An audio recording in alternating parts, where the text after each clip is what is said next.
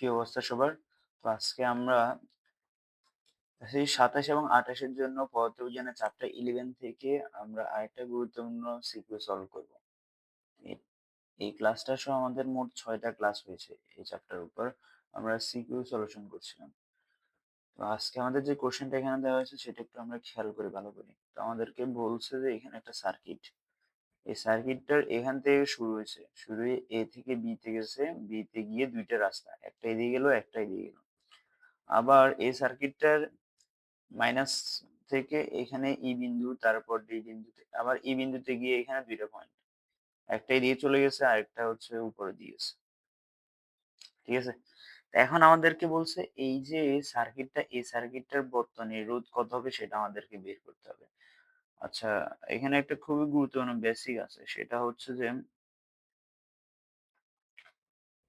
যে কোনো একটা সার্কিটের কোনো একটা রোধ যদি আমাদের বর্তনীর সাথে যদি কি কোনো কানেকশন বা সংযোগ না থাকে, তখন সেই বর্তনীটা কি হবে, সেখানে গ্রহণযোগ্য হবে না, রোধটা গ্রহণযোগ্য হবে না। যেমন এখানে 4 ওহম যেটা আছে, এই 4 ওহমটা এখানে আমাদের সার্কিটের বাইরে, অর্থাৎ এই পয়েন্টের সাথে কোনো একটা সার্কিটের কোনো বিন্দু সংযোগ হয়নি, তাহলে এটা গ্রহণযোগ্য হবে না। আবার এখানে ই বিন্দু থেকে একটা পয়েন্ট যে বের হয়েছিল, এই যে ই, এটাও কিন্তু গ্রহণযোগ্য হবে না।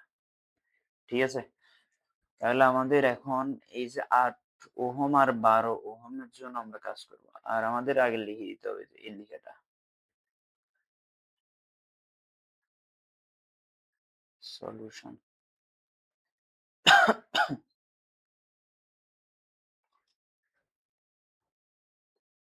আচ্ছা, আমরা সলিউশনে আসি। তাহলে আমরা ফার্স্টে কি করব, এখানে যে এই লেখাটা তোমাদের লিখতে হবে যে ৪ ওহম রোধ এবং 2 ওহম রোধ তারা হচ্ছে বর্তনীর সাথে সংযোগ নেই, যার কারণে তারা এই বর্তনীর জন্য গ্রহণযোগ্য হবে না। এখন আমাদের সার্কিটটা ২ টা part, A B C D E, এতটুকু নিয়ে আমাদের কাজ হবে। এখন এ বি পয়েন্টে ৮ ওহম আছে, আবার ১২ ওহম আছে। এখন তুমি যদি এই পাঁচটা যদি বাদ দিয়ে দাও, মনে করো তোমার জন্য এটা নাই, তাহলে এখান থেকে আমাদের এই পর্যন্ত বিদ্যুৎটা যখন সাপ্লাই হয়েছে তখন কোনো কি ছিল না, বাধা ছিল না। তাহলে বাধা যদি না থাকে, তাহলে এই ৮ ওহম এবং ১২ ওহম রোধ দুটো হচ্ছে শ্রেণীতে সংযুক্ত থাকবে। তাহলে লিখে হচ্ছে এখানে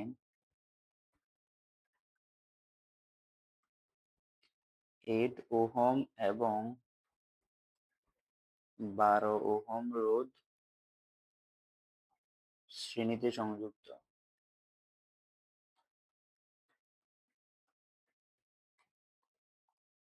এদের তুল্য রোধ।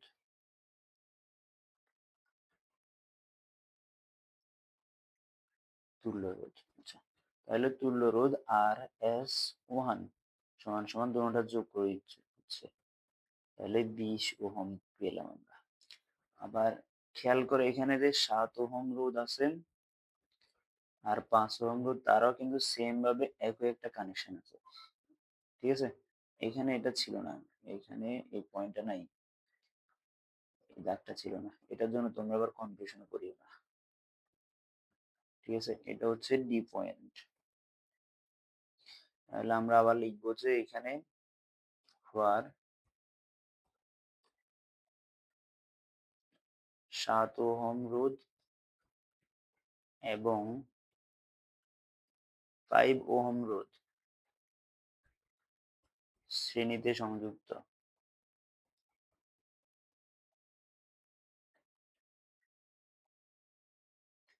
তাহলে তুল্য রোধ আর এস টু সমান হবে ৭ যোগ ৫ সমান সমান হচ্ছে যে ১২ ওহম।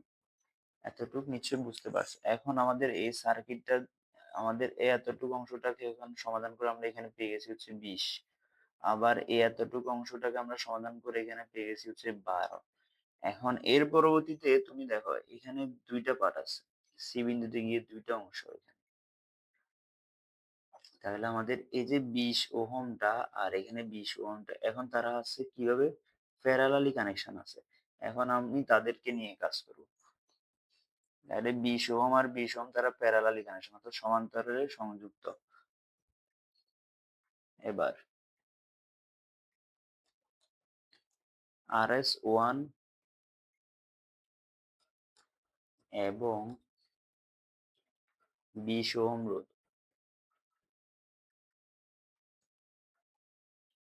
20 ওহম রোধ সমান্তরালে সংযুক্ত।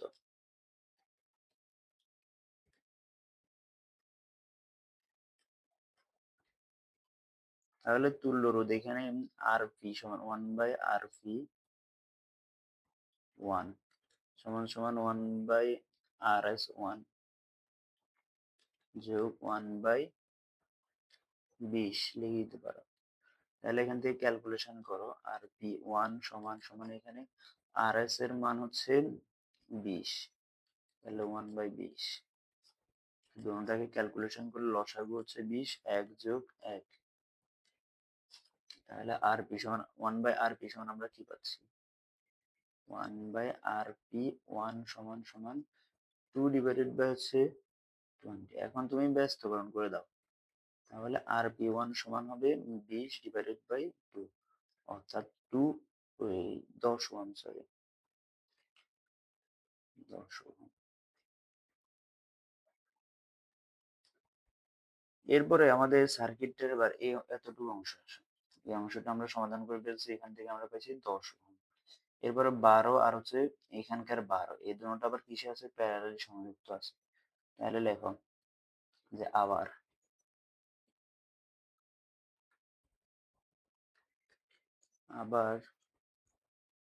RS2 ও 12 ওহম রোধ সমান্তরালে সংযুক্ত।